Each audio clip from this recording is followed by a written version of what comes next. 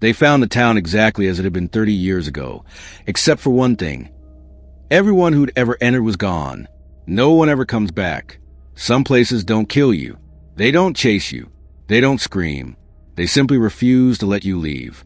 Gray Hollow was one of those places. Hidden deep between mountains, the valley didn't appear on most maps. GPS signals faded miles before reaching it, and locals avoided even saying its name out loud. They called it the Hollow, like naming it directly might draw its attention. The only road leading into Gray Hollow was old and narrow, cracked down the middle like something had tried to tear it apart. Tall trees leaned inward, blocking the sky and swallowing daylight. As cars moved forward, the air changed. It became heavy, damp, and cold, like the valley was breathing slowly around them. At the edge of the road stood a rusted metal sign, bent and half covered by vines. Welcome to Gray Hollow. Population, 46. The number was scratched, faded, but still clear. What made it disturbing wasn't the number itself. It was the fact that it never changed. Records showed people had gone missing there for decades. Hikers, travelers, entire families. Yet the population remained the same year after year. In 2009, four friends entered Gray Hollow on a hiking trip. They planned to camp for one night. Only one returned. She was found barefoot on the highway 2 days later, covered in dirt and dried blood that wasn't hers. Her eyes were wide open, unblinking, like she hadn't slept since entering the valley. When police asked what happened, she kept repeating the same sentence in a quiet, broken voice. It didn't want us to leave. She never explained who it was. 3 weeks later, she died in a mental health facility. Official cause, severe psychological trauma. But Gray Hollow's history was older than that. Old Town records showed births that stopped suddenly. No funerals. No death certificates. Just names that vanished from paperwork as if they had never existed. The houses were still there. The church still stood. Sometimes at night, lights could be seen glowing inside homes.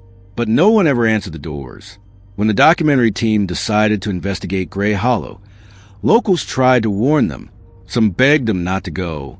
Others simply turned away, refusing to speak. One old man said only this: people don't disappear there. They stay. As the team's vehicle crossed into the valley, the last radio signal cut out. The trees closed in behind them, and Gray Hollow quietly welcomed its next visitors, just like it always did. Because once you enter the hollow, leaving is no longer your choice. The team reached the center of Gray Hollow just as the sun began to sink behind the mountains. The light didn't fade normally here. It didn't turn orange or red. It simply drained away, leaving the town in a dull, colorless gray. At first glance, Gray Hollow looked like an ordinary, abandoned town. Small wooden houses lined the road. A church stood at the center, its white paint peeling, its bell hanging slightly crooked. A grocery store sat on the corner with one broken window, the glass still resting neatly on the ground, as if it had fallen recently. But something was wrong. There was no decay, no weeds breaking through the roads, no dust on the porches, no smell of rot. Everything looked paused, frozen at the exact moment people should have been there. As the team stepped out of their vehicle, the silence hit them. No birds, no insects, no wind moving the trees. Even their footsteps sounded too loud, echoing unnaturally through the empty streets. One of the crew members joked nervously, "Feels like the town's holding its breath." They laughed, but the sound felt forced. The air was warm, too warm for a mountain valley near nightfall. It wrapped around them like damp cloth, making it hard to breathe deeply. Several members mentioned feeling lightheaded, as if the air itself was wrong. They began filming immediately. Inside the grocery store, shelves were half full. Cans still sat in neat rows. A receipt lay on the counter, dated 10 years ago. The strange thing was the food hadn't spoiled. There was no mold, no insects. Even the refrigerator hummed softly, still running. In one house, a cup of coffee sat on a table. The liquid inside was dark and still, not evaporated, not dried. A chair beside it was pulled back, as if someone had just stood up. In another home, a child's bedroom remained untouched. Toys lay on the floor. A drawing hung on the wall, showing a family holding hands beneath a gray sky. There was no sun in the picture. As the light outside faded completely, something changed. One by one, houses began to glow from the inside. Not warm yellow light, not white, a dim, gray light that leaked through curtains and cracks in doors. The street lights flickered to life on their own. Then the church bell rang. Just once. No rope moved. The sound rolled through the valley, deep and slow, like a warning meant to be felt more than heard. Moments later, the ground trembled beneath their feet. Not violently, not enough to knock them down, just enough to notice. A low, rhythmic vibration. Thump, pause, thump. The sound repeated. The audio technician checked his equipment and went pale. The microphones were picking it up clearly. A heartbeat, a massive, slow heartbeat coming from beneath the town. "This place," he whispered. "It feels alive." That was when the radios cut out. Static swallowed every channel. Phones still showed full signal, but calls failed instantly. Messages never sent. The cameraman turned back toward the road they had used to enter Gray Hollow. It was gone. Not blocked, not collapsed. Where the road had been was now a thick wall of trees, trunks twisted together like they had grown there for years. The gray lights of the town grew brighter, and somewhere beneath their feet, the heartbeat grew louder. Gray Hollow had noticed them, and it was no longer pretending to be empty. Fear settled over the team like a heavy fog. They stood in the middle of the street, surrounded by glowing houses and deepening shadows, realizing the town was no longer just abandoned. It was aware, and whatever lived here knew they had arrived. Arguing broke out almost immediately. Some wanted to run. Others wanted to stay together and keep filming. Panic made their voices rise, and the sound echoed too far, as if the town itself was listening closely. That was when they heard footsteps. Slow, careful, human. Everyone froze. From the far end of the street, shapes began to appear. At first, they looked like shadows moving between houses. Then, they stepped into the dim light. People, men, women, and children emerged quietly, one by one. Their clothes were old but clean, like they'd been worn every day for years. Their faces were pale, stretched tight over hollow cheeks. Their eyes reflected the gray glow, dull and lifeless. None of them blinked. A woman stepped forward. She looked to be in her 30s, but her hair was completely white. When she spoke, her voice cracked, like an used muscle struggling to work. "You shouldn't have come." The team exchanged glances. One member raised a camera, with shaking hands. "Who are you?" he asked. The woman tilted her head slowly, as if thinking. "We are the ones who stayed." Another figure stepped forward, a man with deep lines carved into his face.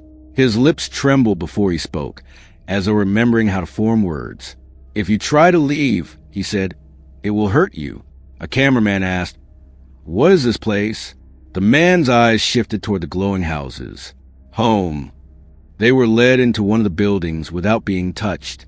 The door opened on its own. Inside, the air felt warmer, thicker. The walls were lined with photographs. Family photos.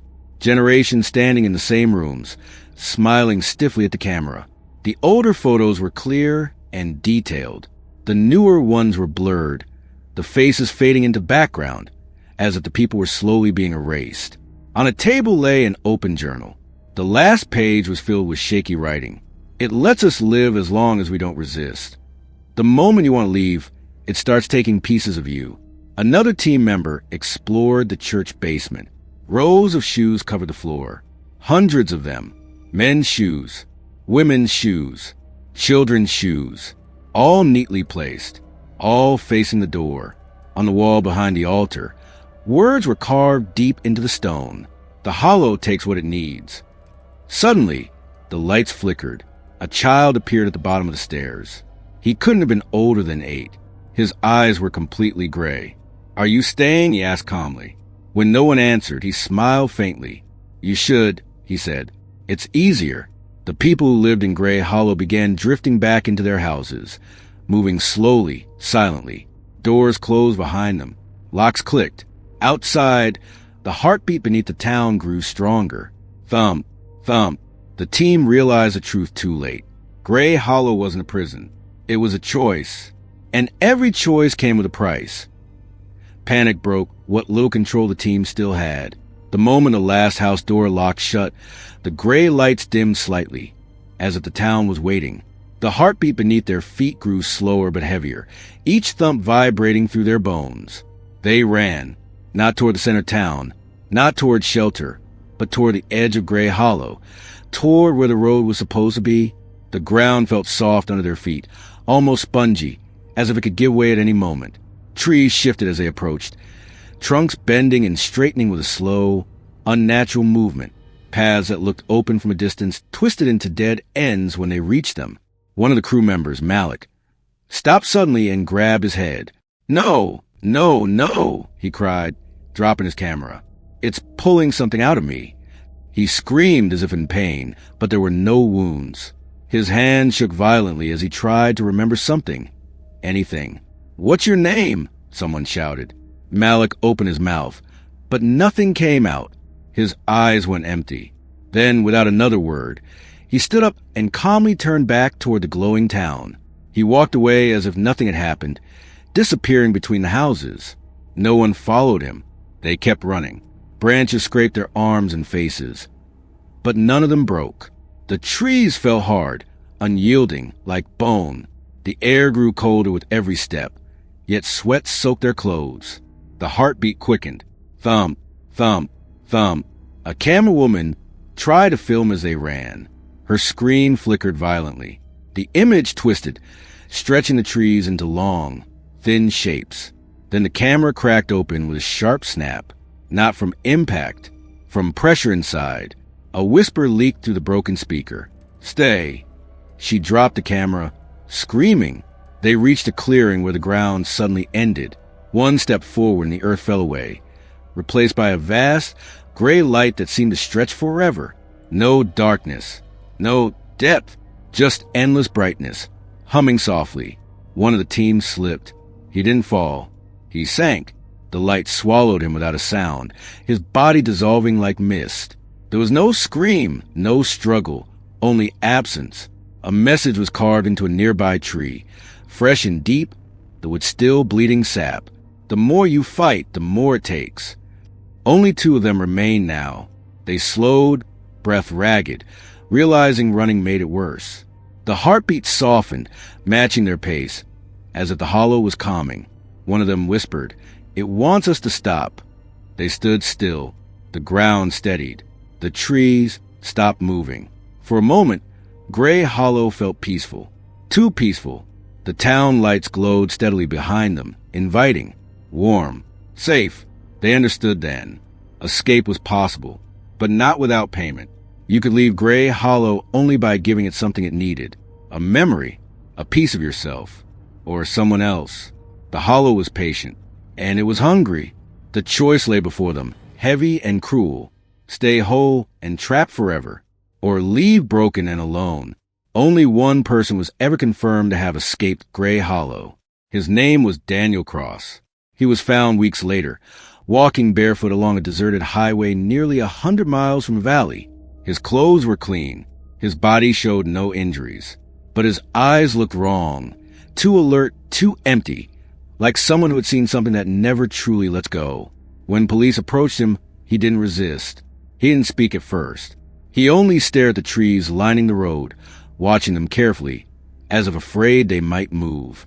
At the hospital, doctors ran tests. Physically, he was fine. Mentally, they weren't sure what to call it. Daniel refused to sleep in quiet rooms. Silence terrified him. He kept asking nurses to leave the television on, even at full volume. When the room became still, he began to shake. During the documentary interview, Daniel sat under bright lights, his hands clenched tightly in his lap. "I didn't escape because I was stronger than the others," he said quietly. "I escaped because I understood the rules." When asked what Gray Hollow was, he swallowed hard. "It's alive," he said. "Not like a person, more like a body. The town is its skin. The ground is its heart. The houses are memories it's collected." He explained that Gray Hollow didn't trap people by force. It waited. The more you fought, the more it fed. Fear Resistance, panic, those were easy to take. But if you stop fighting, Daniel continued, it listens.